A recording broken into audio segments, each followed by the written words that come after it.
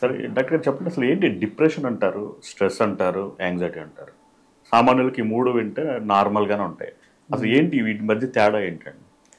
అంటే ఇప్పుడున్న పని ఒత్తిడి వల్ల కానీ అదే ఉన్న యాంబిషన్స్ వాళ్ళ గోల్స్ బట్టి ప్రతి మనిషికి కొంత స్ట్రెస్ అనేది ఉంటుంది. సో కొంతమంది వాళ్ళ పెరిగిన వాతావరణం బట్టి ఆ స్ట్రెస్ని వాళ్ళలో వాళ్ళు జీర్ణించుకుని నార్మల్గానే ఉంటారు. కొంతమంది దాన్ని భారంగా ఫీల్ అయ్యి ఆ ఒత్తిడి కంట్రోల్ లేనప్పుడు లేకపోతే అధికంగా ఉన్నప్పుడు దాని నుంచి వచ్చేది యాంగ్జైటీ. మనం తెలుగులో దాన్ని ఆందోళన అంటాం. సో యాంగ్జైటీ దీర్ఘకాలికంగా ఉండటం వల్ల అక్కడి నుంచి క్రమేపీ డిప్రెషన్ మొదలవుతూ ఉంటుంది అనమాట. డిప్రెషన్ అంటే మనం మానసిక కుంగుబాటు అంటాం. సో ఏదైనా సరే యాంగ్జైటీ కానీ డిప్రెషన్ కానీ ఈ మానసిక రుగ్మతలు రావాలంటే 100లో 95% ఏదో ఒక రకమైన ఒత్తిడి, అంటే కుటుంబ సమస్యలు అవ్వచ్చు, ఆర్థిక సమస్యలు అవ్వచ్చు, లేకపోతే ప్రకృతి వల్ల వచ్చే విపత్తులు, మన ఉదాహరణకి భూకంపం కానీ లేకపోతే వరదలు కానీ, లేకపోతే ఆ మధ్య కోవిడ్ వచ్చింది కదా.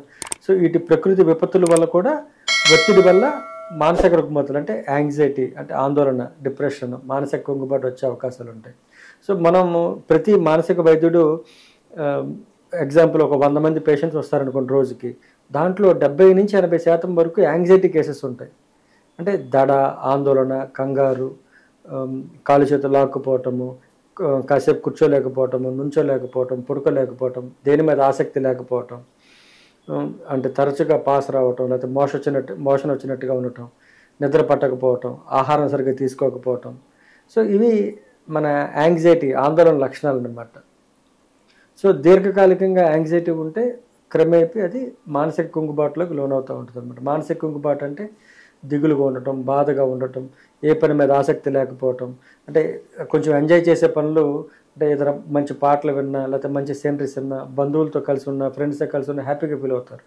సో మానసిక కుంగుబాటు ఉన్న వాళ్ళు ఏంటంటే పెద్ద ఆనందం ఉండదు వాళ్ళకి, ఎక్కువ కలవాలనిపించదు, చూడాలనిపించదు, వినాలనిపించదు.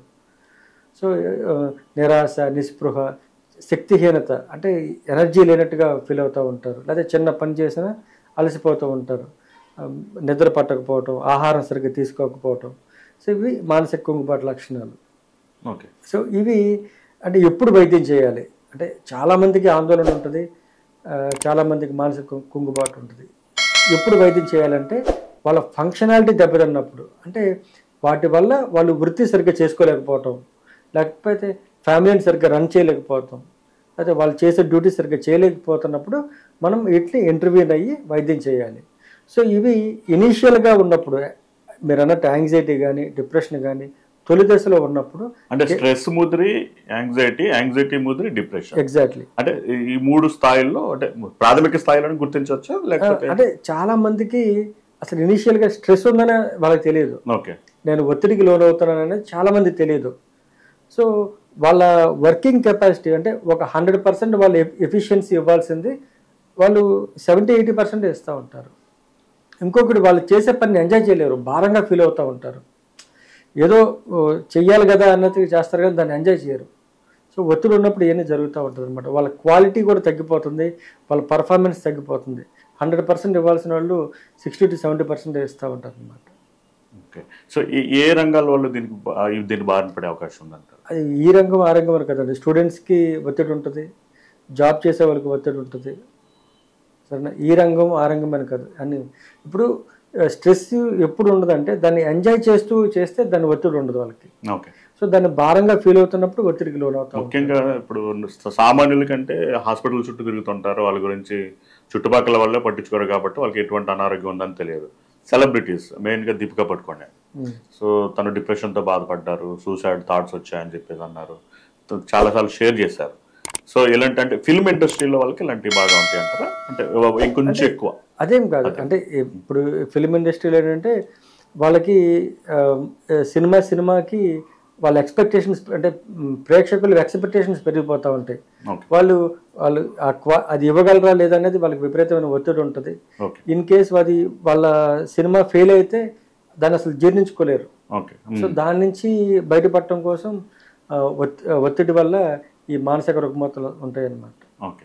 సో ఏ టైంలో దీనికి ట్రీట్మెంట్ అవసరం అంటారు? అంటే ఇది తొలి దశలో ఉన్నప్పుడు కేవలం కొన్ని సలహాలు సూచనలు లేకపోతే బేసిక్ కౌన్సిలింగ్ సరిపోతుంది.